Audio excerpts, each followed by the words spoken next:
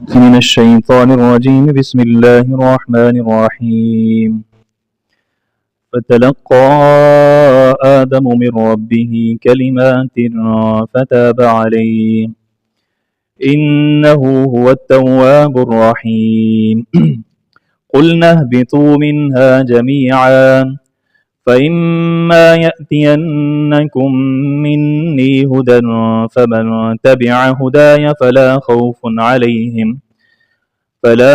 عليهم ولا هم يحزنون والذين كفروا وكذبوا بآياتنا أولئك أصحاب النار هم فيها خالدون آمنت بالله صدق الله العظيم اللهم صل على سيدنا ومولانا محمد وعلى آل سيدنا ومولانا محمد وبارك وسلم وصل عليه حضرت آدم علیہ السلام کا تذکرہ چل رہا ہے کہ اللہ تبارک و تعالیٰ نے فرمایا کہ اے آدم، آپ اور آپ کی اہلیہ جنت میں ٹھہریں، یہاں کھائیں پئیں، لیکن ایک درخت کے قریب آپ نے نہیں جانا، اگر آپ جائیں گے تو فتکونا من الظالمین، آپ نقصان اٹھانے والوں میں سے ہوں گے۔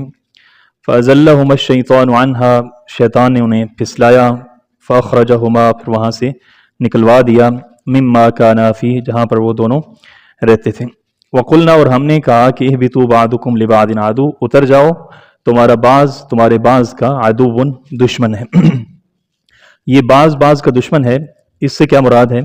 تو بعض مفسرین نے لکھا ہے کہ اس سے مراد یہ ہے کہ تمہارا بعض کا دشمن ہے، یعنی کہ انسان شیطان کا دشمن اور شیطان انسان کا دشمن، ایک دوسرے کے ساتھ دشمنی چلے گی۔ لیکن دوسری تفسیر یہ بھی ہے کہ انسان کا آپس کے اندر کیا ہو جائے گا؟ دشمنی کرے گا شیطان کی بہکاوے کے اندر آ کر۔ اور فرمایا کہ وَلَكُمْ فِي الْأَرْضِ، اور زمین کے اندر تمہارے لیے ہے مستقر، ٹھہرنا ہے، وَمَتَاعٌ إِلَىٰ حِينٍ، اور فائدہ اٹھانا ہے، إِلَىٰ حِينٍ، ایک مقررہ مدت تک کے لیے۔ تو زمین پر ایک مخصوص مدت کے لیے رہنا ہے، جب تک انسان کی زندگی۔ اب حضرت آدم علیہ السلام اور حضرت حوا زمین پر آتے ہیں اور دعائیں کرتے ہیں، اللہ تعالیٰ کے سامنے آوازاریاں کرتے ہیں۔ اب کون سے الفاظ استعمال کرتے رہے، کیسے اللہ تعالیٰ کو مناتے رہے، اس کے بارے میں تو کوئی خاص ایسے شواہد نہیں ملتے کہ انہوں نے کوئی کلمات کہے، بلکہ بعض مفسرین نے یہ بھی لکھا ہے کہ حضرت آدم علیہ السلام اتنے زیادہ وہ جو ہے نادم ہوئے اس معاملے کے اندر کہ بالکل خاموش ہو گئے، دل ہی دل میں اللہ تعالیٰ کی طرف متوجہ ہیں، ندامت ہے، شرمندگی ہے، لیکن زبان سے کچھ نہیں بولے۔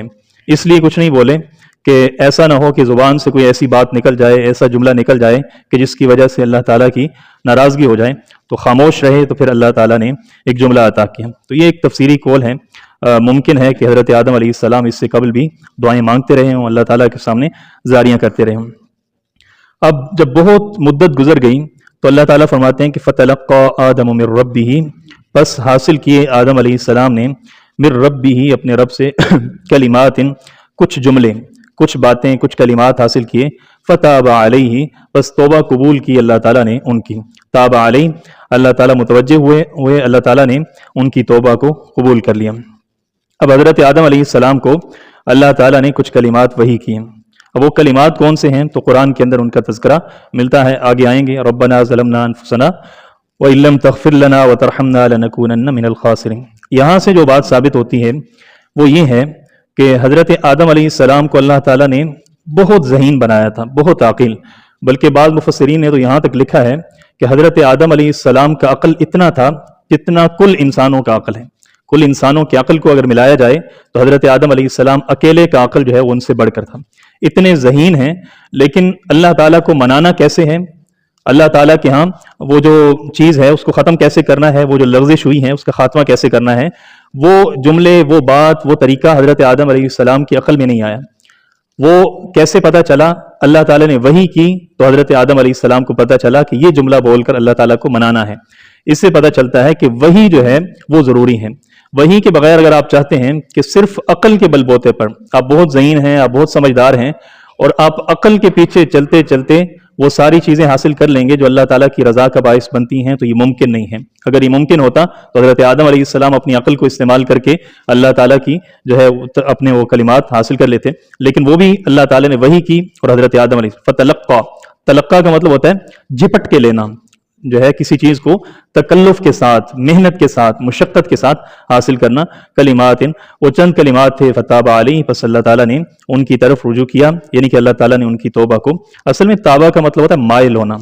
जब निस्बत बंदे की तरफ हो कि फलां बंदे ने ताबा, फलां आदमी क्या हुआ, इल्ला मन ताबा, तो फिर मतलब होता है तौबा की। और जब अल्लाह ताला की तरफ इस लफ्ज़ की निस्बत होती है तो फिर होता है तौबा कबूल करना। तो फरमाया कि फ़ताबा अलैहि, बस तौबा कबूल कर ली अल्लाह ताला ने उनकी। इन्नहु, बेशक वो अल्लाह ताला हुवा तव्वाब, बहुत ज़्यादा तौबा कबूल करने वाले हैं, और रहीम, और बहुत ज़्यादा रहम करने वाले हैं। तो अब आप देखिए कि असल के अंदर कुरान की जो तफसीर है ना, वो कुरान के जरिए होती है। सबसे पहला जो कुरान की तफसीर का मसदर है, मंबा है, वो कुरान है। यानी कि कुरान के अंदर अगर एक बात को कहीं पर मुबहम रखा गया है, ज्यादा नहीं खोला गया, तो सबसे पहले हम देखेंगे कि कुरान के अंदर से उसकी तफसीर हम कैसे करें, ठीक है। फिर दूसरा मस्तर जो है वो हदीस होता है। तो अब कुरान के अंदर अल्लाह ताला ने यहाँ पर फरमा दिया कि आदम अलैहिस्सलाम ने चंद कलिमात हासिल किए, तो कलिमात क्या थे। अब यहाँ पर बाज़ लोगों ने और बातें भी लिखी हैं। एक रिवायत पेश की जाती है कि हज़रत आदम अलैहिस्सलाम ज़मीन पर आए, फिर रोते रहे, इल्तिजाएं करते रहे। एक दिन अल्लाह ताला से फरमाने लगे कि या अल्लाह, मैं आपको मोहम्मद सल्लल्लाहु अलैहि वसल्लम का वास्ता देता हूँ कि आप मेरी तौबा को कबूल कर लें। अल्लाह ताला ने पूछा कि ए आदम, आपको कैसे पता चला मोहम्मद कौन है।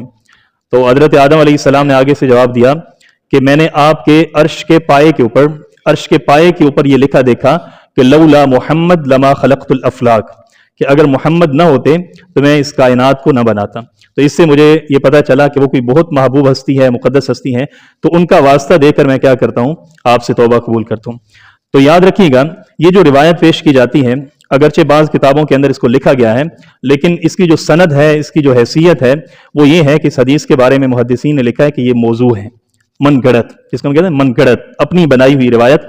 तो ये किताबों के अंदर नकल कर दी गई है, लोग उसको बयान करते हैं, इसलिए बयान करते हैं कि आगे से सुभान अल्लाह की चल आती है। तो इस तरह की रिवायतें जो है ना, उसके बयान करने का मकसद यही होता है कि अगला बंदा जब सुनता है तो आगे से दाद मिलती है, तो लोग इस तरह की रिवायत बयान करते हैं। हमने, हाँ जी, असल में हमने ये चीज़ देखनी है कि जो चीज़ कुरान के अंदर है, हदीस के अंदर है, उसको मानना है। और हदीस की किताबों के अंदर किसी चीज़ का आ जाना भी काफ़ी नहीं है, बल्कि हम ये देखेंगे कि इस हदीस को सही कहा गया है या ज़ईफ कहा गया है। ज़ईफ कहा गया है या मौजू मनगढ़ंत कहा गया है, क्योंकि बाद रिवायात किताबों के अंदर लिख दी जाती हैं और साथ में वजाहत कर दी जाती है कि ये हदीस क्या है, ज़ईफ है, मौजू है। तो इसलिए बाज़ औक़ात ये भी लोग सवाल करते हैं कि अगर हदीसें ज़ईफ होती हैं, कमज़ोर होती हैं, मौजू होती हैं, तो फिर उनको लिखते क्यों हैं, लिखने का मकसद क्या है। तो लिखने का मकसद यही है कि जैसे हमारे यहाँ आप देख लें, कोई आदमी मतलब बारूद बनाने का तरीका किसी किताब के अंदर लिख देता है, या लिख देता है कि इस दवाई को अगर इस तरह इस्तेमाल करोगे तो ये जान के लिए आपके नुकसानदेह होगी। तो आप कहें कि ये बात लिखी क्यों है, लिखने की वजह से लोगों ने बारूद बना लिया। तो लिखने का मकसद ये होता है कि लोग उसके बारे में आगाह हो जाएं कि ये चीज़ें माशरे के अंदर चल रही हैं, लोग इसको बयान करते हैं, और ये जो बयान करते हैं ना, ये ठीक बयान नहीं करते। जब कुरान हमें वाज़े तौर पर एक चीज़ बता देता है कि फ़तलक़्क़ा आदम मिन रब्बी कलिमात, और वो कलिमात क्या हैं, रब्बना ज़लमना अनफुसना व इल्लम तग़फ़िर लना व तरहमना लनकूनन्ना मिनल ख़ासिरीन, तो फिर हमें किसी और चीज़ की तरफ जाने की ज़रूरत ही नहीं, ख़ास तौर पे कोई कमज़ोर रिवायत हो। दूसरी बात यह है कि एक हदीस अगर सही भी हो, उसकी सनद बिल्कुल ठीक है, हम उसके मतन को देखते हैं, वो जो बात है ना जो हदीस के अंदर बयान की गई है, वो कुरान के साथ टकराती है या नहीं टकराती। अगर कुरान के साथ टकराती है तो वो हदीस की सनद अगर ठीक भी हो तो हम उसको भी कबूल नहीं करते, क्योंकि वो कुरान के मुकाबले के अंदर आ रही है। और सबसे पहला मस्तर, सबसे पहली दलील, सबसे पहली हुज्जत वो क्या है, वो अल्लाह का कुरान है। और ये जो रिवायत है, ये रिवायत कुरान के इसलिए खिलाफ है कि कुरान के अंदर अल्लाह ताला ने फरमाया कि हमने कायनात को बनाया, जमीन व आसमान को, सारी चीजों को अपनी इबादत के लिए बनाया। तो यहां पर जब इसके मुखालिफ कोई रिवायत आएगी, अगर वो सही, ये अव्वल तो ये सही नहीं है, ज़ईफ है। जिन्होंने ये हदीस लिखी है, जहां पर भी लिखी है, वहां पर उन्होंने वाज़े तौर पर लिखा है कि ये मौदूअन, ये वज़ा करदा है, मनगढ़ंत है। और दूसरी बात यह है कि ये हदीस अगर होती तो लाजमी बात है कि आप सल्लल्लाहु अलैहि वसल्लम ने ये बयान की होती, सहाबा को सुनाई होती। तो सहाबा के वाक़यात हमें मिलते हैं बड़ी तादाद के अंदर कि किसी सहाबी से कोई गलती हो गई, कोई गुनाह हो गया, तो किसी एक भी सहाबी के बारे में हमें नहीं मिलता कि अपने गुनाह को माफ करवाने के लिए, अपनी तौबा की कबूलियत के लिए उन्होंने ये तरीक़ाकार इख्तियार किया हो। किसी एक सहाबी ने भी ये तरीका इख्तियार नहीं किया। इससे पता चलता है कि ये क्या है, ये मौजू है, मनगढ़ंत है, इसकी कोई दलील नहीं है। तो फ़तलक़्क़ा आदम मिन रब्बिही कलिमात, अल्लाह ताला ने कुछ कलिमात दिए, फ़ताबा अलैहि, हज़रत आदम अलैहिस्सलाम ने वो दुआ पढ़ी और अल्लाह ताला ने उनकी तौबा को कबूल कर लिया। इन्नहु हुवा तव्वाब रहीम, बेशक अल्लाह ताला तव्वाब बहुत ज्यादा तौबा कबूल करने वाले हैं, और रहीम और बहुत ज्यादा रहम करने वाले हैं। किसी बुजुर्ग से पूछा गया कि हमसे अगर गुनाह हो जाए तो हम क्या तरीका इख्तियार करें, क्या तरीका इख्तियार करना चाहिए? तो उन्होंने कहा कि जो तुम्हारे अब्बा ने तरीका इख्तियार किया, यानी कि हजरत आदम अलैहिस्सलाम ने, आदमी से गलती भी होती है, गुनाह भी होते हैं, और आदमी से इस तरह के कसूर सरजद हो जाते हैं। तरीका क्या इख्तियार करना चाहिए? आदमी को इबलीस की तरह अकड़ नहीं जाना चाहिए, बल्कि आदम अलैहिस्सलाम की तरह अल्लाह की तरफ रुजू करना चाहिए, तौबा करनी चाहिए। और तौबा के 3 अरकान होते हैं। एक तो ये है कि आदमी जब किसी गुनाह उससे सरजद हो जाए तो उसके दिल में नदामत होनी चाहिए, और दूसरा ये है कि आदमी को वो गुनाह छोड़ देना चाहिए, और तीसरा ये है तौबा का रुकन कि फिर आइंदा उसकी तरफ न पलटने का पुख्ता इरादा करना चाहिए। ये 3 अरकान हो तो फिर तौबा बनती है। इन्नहु हुवा तव्वाब, अल्लाह ताला की जात बहुत तौबा कबूल करने वाली है, और रहीम, और अल्लाह ताला की जात रहम करने वाली। कुलना, हमने कहा, इहबितू, उतर जाओ, मिनहा, इस जन्नत से, जमीआन, सारे के सारे इस जन्नत से उतरकर जमीन पर चले जाओ। अच्छा, आप देखें पिछली आयत के अंदर भी है कि वकुलना बितू बादुकुम लिबादिन अदू, उतर जाओ, तुम्हारा बाज तुम्हारे बाज का दुश्मन होगा। अगली आयत में फिर यही लफ्ज आ गया, कुलना बितू, कि उतर जाओ। अब एक ही बात 2 दफा क्यों की गई? उसकी वजह क्या है? तो मुफस्सिरीन ने वजह लिखी है कि पहले अल्लाह ताला ने फरमाया कि आप क्या करें, जमीन पर उतर जाएं। जमीन पर जाएं तो हजरत आदम अलैहिस्सलाम जमीन पर आ गए। अब जब जमीन पे आए, तौबा करने लगे, अल्लाह ताला ने तौबा कबूल कर ली। अब जब तौबा कबूल हुई तो हजरत आदम अलैहिस्सलाम के जहन के अंदर ये ख्याल आया कि अब तो तौबा कबूल हो गई है, अब शायद फिर वापस जन्नत में जाना है। तो अल्लाह ताला ने फरमाया कि इहबितू, उतरे रहो, यानी कि पिछले वाले का मतलब है उतर जाओ, और दूसरे वाले इहबितू का मतलब क्या है? उतरे रहो। इसको कहते हैं अम्र इब्काई, कि आपने अब ये दोबारा जन्नत के अंदर दाखिला आपका इस तरह नहीं होगा, बल्कि आपने दुनिया के अंदर जो जिंदगी है वो गुजारनी है। अल्लाह ताला ने 1000 साल की उम्र हजरत आदम अलैहिस्सलाम को अता की, वो गुजार कर फिर हजरत आदम अलैहिस्सलाम दुनिया से रुखसत हुई। बल्कि रिवायतों के अंदर आता है कि अल्लाह ताला ने हजरत आदम अलैहिस्सलाम की मुलाकात रूहों के साथ करवाई। जो जो शक्लें दुनिया के अंदर बननी थी ना, वो शक्लें हजरत आदम अलैहिस्सलाम को पहले दिखाई, मुलाकात करवाई। तो हजरत आदम अलैहिस्सलाम ने हजरत दाऊद अलैहिस्सलाम को देखा, उनकी रूह को देखा, तो हजरत आदम अलैहिस्सलाम को बड़ी कशिश महसूस हुई। तो पूछा कि ये कौन है? तो अल्लाह ताला ने बताया कि ये दाऊद हैं, आपकी औलाद में से। तो हजरत आदम अलैहिस्सलाम ने अर्ज की कि या बारी ताला, इनकी ये जिंदगी में इनकी उम्र कितनी होगी? तो अल्लाह ताला ने फरमाया कि इनकी उम्र 60 साल होगी। हजरत आदम अलैहिस्सलाम ने पूछा मेरी उम्र कितनी होगी? तो अल्लाह ताला ने बताया कि आपकी उम्र 1000 साल होगी। हजरत आदम अलैहिस्सलाम ने कहा कि या बारी ताला, मेरी उम्र में से 40 साल आप मेरी बेटे को दे दें, मेरी औलाद में हजरत दाऊद अलैहिस्सलाम को दे दें। तो अल्लाह ताला ने फरमाया कि ठीक है। जब हजरत आदम अलैहिस्सलाम की उम्र हुई 960 साल, तो हजरत इजराइल अलैहिस्सलाम रूह कब्ज करने के लिए आए। तो हजरत आदम अलैहिस्सलाम कहने लगे कि मेरी उम्र तो अल्लाह ताला ने 1000 साल बताई है, तो अभी तो 40 साल रहते हैं। तो हजरत इजराइल अलैहिस्सलाम ने बताया कि 40 साल तो आपने अपनी औलाद हजरत दाऊद अलैहिस्सलाम को दे दिए, तो इसलिए कहा जाता है कि इंसान क्या है, भूलने वाला है। तो हजरत आदम अलैहिस्सलाम भी भूल गए कि 40 साल तो मैंने किनको दे दिए थे, हजरत दाऊद अलैहिस्सलाम को। अब आप देखें ना, इनका आपस के अंदर लिंक भी कैसे है। कुरान के अंदर 2 दफा जो है ना खलीफा कहा गया है किसी को, एक हजरत आदम को और एक हजरत दाऊद अलैहिस्सलाम को। तो एक कल्बी मैलान था, इसलिए अल्लाह ताला ने हजरत दाऊद को भी खलीफा कहा और हजरत आदम को भी खलीफा कहा। तो इन्नहु अत-तव्वाबुर रहीम, कुलना हबितू मिनहा जमीअन फइम्मा यअतियन्नकुम, पस अगर आए, यअतियन्नकुम, पस अगर यअतियन्नकुम, तुम्हारे पास आए, मिन्नी, मेरी तरफ से, हुदन, हिदायत आए। हुदन से मुराद क्या है? कुरान आए, रसूल आए। फमन तबिअ, पस जिसने पैरवी की, हुदाया, मेरी हिदायत की, फला खौफुन अलैहिम, पस नहीं होगा खौफ, अलैहिम, उनके ऊपर, वला हुम, और ना ही वो लोग, यहज़नून, गमगीन होंगे। 2 लफ्ज अरबी जुबान के अंदर इस्तेमाल किए जाते हैं, एक होता है खौफ और एक होता है हुज़न। खौफ कहते हैं कि किसी आने वाली मुसीबत या परेशानी के लिए लफ्ज खौफ इस्तेमाल किया जाता है, और हुज़न कहते हैं कि जब कोई बहुत महबूब चीज हो, प्यारी चीज हो, और वो छिन रही हो आदमी से, तो वो जो दिल के अंदर कैफियत पैदा होती है उसको क्या कहते हैं? हुज़न कहते हैं। उर्दू जुबान के अंदर हम उसका तर्जुमा करेंगे गम, ना उनको खौफ होगा और ना ही उनको हुज़न होगा, गम होगा। यानी कि फला खौफुन अलैहिम, जो हिदायत की पैरवी करेगा, कुरान की पैरवी करेगा, रसूलों की पैरवी करेगा, ला खौफुन अलैहिम, उनके ऊपर जहन्नम का डर नहीं होगा, जहन्नम वाली मुसीबत आने का डर नहीं होगा, वला हुम यहज़नून, और ना ही वो गमगीन होंगे, जन्नत जैसी प्यारी चीज छिन जाने का उनको गम नहीं होगा। यानी कि अल्लाह ताला उनको खौफ से भी महफूज रखेंगे और अल्लाह ताला उनको हुज़न से भी। कुरान अल्लाह का कलाम है ना, अल्लाह ताला की पाक कलाम है, बड़ी फसाहत, बड़ी बलागत है। अल्लाह ताला ने जो जो लफ्ज जहां जहां पर इस्तेमाल किया ना, उसके पीछे एक बड़ी जो है ना वजह होती है।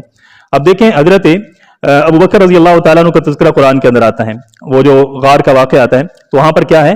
इज़ यक़ूलु लिसाहिबिही ला تحزن, وہاں پہ لا تخف نہیں آتا, وہاں پر لا تحزن آتا ہے. غار کے اندر ہیں آپ صلی اللہ علیہ وسلم, حضرت ابوبکر رضی اللہ تعالیٰ عنہ, حضرت ابوبکر رضی اللہ تعالیٰ عنہ کہتے ہیں کہ یا رسول اللہ, ان کے تو قدم نظر آ رہے ہیں, پیر نظر آ رہے ہیں, ان کی تو آوازیں سنائی دے رہی ہیں, تو وہ تو آ گئے. تو آپ صلی اللہ علیہ وسلم نے فرمایا کہ لا تحزن, آپ غم نہ کریں. حالانکہ یہاں پر کیا ہونا چاہیے تھا, لا تخف ہونا چاہیے تھا. تو اس سے اللہ تعالیٰ نے بتا دیا کہ حضرت ابوبکر رضی اللہ تعالیٰ عنہ کو خوف نہیں تھا, ان کو حزن تھا. حزن کس کا تھا؟ حزن دوسرے کا ہوتا ہے, محبوب چیز کے چھن جانے کا جو کیفیت ہوتی ہے اس کو حزن کہتے ہیں. اللہ تعالیٰ نے ثابت کر دیا کہ حضرت ابوبکر رضی اللہ تعالیٰ عنہ کو اپنی جان کا ڈر نہیں تھا, بلکہ ان کو ڈر اس بات کا تھا کہ آپ صلی اللہ علیہ وسلم کو کوئی نقصان نہ پہنچے. تو یہ محبت اللہ تعالیٰ. ہاں جی یعقوب علیہ السلام کا واقعہ آتا ہے, انما اشکو بثی وحزنی الی اللہ, میں اپنے غم کی شکایت, اپنے حزن کی شکایت اللہ تعالیٰ سے کرتا ہوں. تو حضرت یعقوب علیہ السلام کو اپنا خوف تھا, اپنا غم تھا. حضرت یوسف کا, اور یوسف کیا تھے, وہ پیارے تھے حضرت یعقوب علیہ السلام کے, تو وہاں پر بھی حزن کا لفظ استعمال کیا. اللہ تعالیٰ عالم الغیب ہے نا, اللہ تعالیٰ جانتے ہیں. ایک طبقہ آئے گا جن کا دل کالا ہوگا, اور وہ کہیں گے کہ حضرت ابوبکر رضی اللہ تعالیٰ عنہ غار کے اندر ڈر گئے. اب کتابیں پڑھیں نا, ان کی غلاظت پڑھیں, تو بندے کو بڑی جو ہے نا غصہ آتا ہے, کہ کہتے ہیں کہ حضرت ابوبکر رضی اللہ تعالیٰ عنہ جب دیکھا کہ آ گئے مشرکین مکہ, تو اونچا اونچا رونے لگے, ڈر کے مارے رونے لگے, اور وہ چاہتے تھے کہ آواز باہر جائے اور آ کر جو ہے وہ ہمیں پکڑ لیا جائے, تو ڈر کی وجہ سے وہ روئے. اللہ تعالیٰ نے پہلے فرما دیا کہ وہ ڈر نہیں تھا, بلکہ کیا تھا, حزن تھا. اور حزن اپنے بارے میں نہیں ہوتا, بلکہ حزن پیاری چیز کے بارے میں ہوتا ہے, اپنی محبوب چیز کے بارے میں, اور وہ آپ صلی اللہ علیہ وسلم کی ذات تھی. حضرت ابوبکر رضی اللہ تعالیٰ عنہ کی زندگی بنا, صرف یہی آپ دیکھ لیں نا, سفر جو ہجرت کا سفر ہے, یہ حضرت ابوبکر رضی اللہ تعالیٰ عنہ کی وفاداری کا بہت بڑا نمونہ ہے. یعنی کہ غار حرا کتنی بلندی پر ہے, آج اگر 50-60 سال کا بندہ ہو وہ نہیں چڑھ سکتا اس کے اوپر, اور حضرت ابوبکر رضی اللہ تعالیٰ عنہ آپ صلی اللہ علیہ وسلم کو کندھے پر بٹھا کر, 50 سال کی عمر ہے اور کندھے پر بٹھا کر آپ صلی اللہ علیہ وسلم کو, کتنے میل کا سفر تھا جو اوپر چڑھ کر لے جا رہے ہیں, کیا کیفیت ہوگی نا. آپ صلی اللہ علیہ وسلم سوار ہیں کندھے کے اوپر, اور حضرت ابوبکر رضی اللہ تعالیٰ عنہ. اور پھر کتابوں کے اندر آتا ہے کہ چلنے کا انداز بھی ایسا تھا کہ ایسے جیسے جو ہے نا پنجوں کے بل بندہ چلتا ہے, کہ زمین کے اوپر کوئی اس طرح کا نشان نہ بنے کہ جو تعاقب کے اندر آنے والے ہیں ان کو ہمارا پتہ چل جائے گا. آپ صلی اللہ علیہ وسلم آپ کے کندھوں کے اوپر, حضرت ابوبکر رضی اللہ عنہ. تو قدم کہاں پہ ہوں گے آپ صلی اللہ علیہ وسلم کے, ایڑیاں کہاں پہ ہوں گی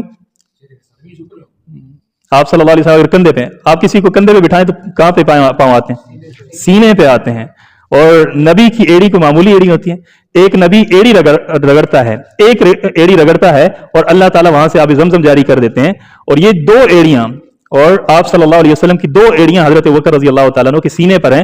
تو وہاں پر جو چشمہ ایمان کا جاری ہوا ہوگا, آب زمزم آج تک رکا ہے نہیں رکا نا, تو اسی طرح حضرت ابوبکر رضی اللہ تعالیٰ عنہ کے سینے میں جو ایمان کا چشمہ آپ صلی اللہ علیہ وسلم نے ایڑیاں رکھ کر جاری کیا, وہ بھی رکنے والا نہیں. اسی طرح آپ اگر کسی کو کندھے پر بٹھائیں تو ہاتھ کہاں پہ رکھے گا, اپنے سر پہ رکھے گا. تو یعنی کہ آپ صلی اللہ علیہ وسلم کے ہاتھ کہاں پہ تھے, حضرت ابوبکر رضی اللہ تعالیٰ عنہ کے سر پر تھے. آج اگر کوئی آدمی کسی وی آئی پی کا ہو جائے نا, ایم پی ایم این اے کا, وہ کہتا ہے میرے سر پہ فلاں کا ہاتھ ہے, تو میرے سر پہ فلاں کا ہاتھ ہے, اب مجھے کوئی جو ہے نا بے عزت نہیں کر سکتا, اب مجھے کوئی نقصان نہیں پہنچا سکتا. تو جس کے سر پر آپ صلی اللہ علیہ وسلم کا ہاتھ ہو, اس کے بارے میں آپ کیا کہہ سکتے ہیں کہ آپ ان کی توہین اس طرح کر سکتے ہیں, ان کی عزت کو کم کر سکتے ہیں. اچھا کہتے ہیں, ہم کہتے ہیں نا کہ آپ صلی اللہ علیہ وسلم کی سواری بنے ہیں حضرت ابوبکر رضی اللہ تعالیٰ عنہ, یہ سعادت حضرت ابوبکر کا حاصل ہے. تو آگے سے وہ کیا کہتے ہیں, وہ کہتے ہیں کہ یہ کون سی بڑی بات ہے, آپ صلی اللہ علیہ وسلم نے تو گدھے کے اوپر بھی سواری کی ہے, آپ نے تو گھوڑے کے اوپر بھی سواری کی ہے, آپ نے تو اونٹ کے اوپر بھی سواری کی ہے, تو یہ کون سے شرف کی بات ہے کہ آپ صلی اللہ علیہ وسلم نے حضرت ابوبکر کے اوپر سواری کی. ہم آگے سے جواب یہ دیتے ہیں کہ آپ کی بات ٹھیک ہے کہ آپ صلی اللہ علیہ وسلم نے گدھے کے اوپر بھی سواری کی, خچر کے اوپر, گھوڑے, اونٹ کے اوپر بھی, لیکن ہمارا یہ عقیدہ اور ایمان ہے کہ جس گدھے کے اوپر آپ صلی اللہ علیہ وسلم نے سواری کی ہے نا, وہ سارے گدھوں میں سب سے افضل ہے. جس گھوڑے کے اوپر آپ صلی اللہ علیہ وسلم نے سواری کی وہ سارے گھوڑوں سے افضل ہے, جس اونٹ پہ سواری کی وہ سارے اونٹوں سے افضل ہے, اور جس امتی کے اوپر آپ صلی اللہ علیہ وسلم نے سواری کی وہ ساری امتیوں میں سے کیا ہے, وہ افضل ہے. تو یہ کوئی معمولی ہستی نہیں حضرت ابوبکر رضی اللہ تعالیٰ عنہ کی. لوگ کہتے ہیں کہ آپ جذباتی ہو جاتے ہیں اس معاملے کے اندر, یعنی کہ زیادہ یہ بات کرتے ہیں حضرت ابوبکر کی شان ہے, حضرت عمر کی, حضرت معاویہ کی. تو اصل بات یہ ہے کہ ایک طبقہ ہمیشہ اسی فکر کے اندر لگا ہوا ہے کہ کسی طریقے سے ان کے مقام کو کم کرے, ان کے اوپر لان کرنا, ان کے اوپر الزام, ان کے اوپر تانا زنی کرنا. تو اس لیے ضرورت اس چیز کی ہے کہ جس چیز کا زیادہ خطرہ ہو نا, اس چیز کی بھی رکھوالی بھی زیادہ کرنی چاہیے, اس کی فکر بھی زیادہ کرنی چاہیے. تو فرمایا کہ فلا خوف علیہم ولا هم یحزنون، نہ ہی وہ خوف زدہ ہوں گے، نہ ڈریں گے، ولا هم یحزنون، اور نہ ہی ان کو کوئی غم ہوگا، والذین کفروا، اور وہ لوگ جنہوں نے کفر کیا، وکذبوا، اور جھٹلایا، بآیاتنا، ہماری آیتوں کو، اولئک، یہی ہیں، اصحاب النار، آگ والے، آگ میں جانے والے، جہنم میں جانے والے، ہم فیہا، اور وہ لوگ فیہا، اس آگ کے اندر، اس جہنم کے اندر، خالدون، ہمیشہ رہیں گے۔ اللہ تعالیٰ عمل کرنے کی توفیق نصیب۔ الحمدللہ رب العالمین۔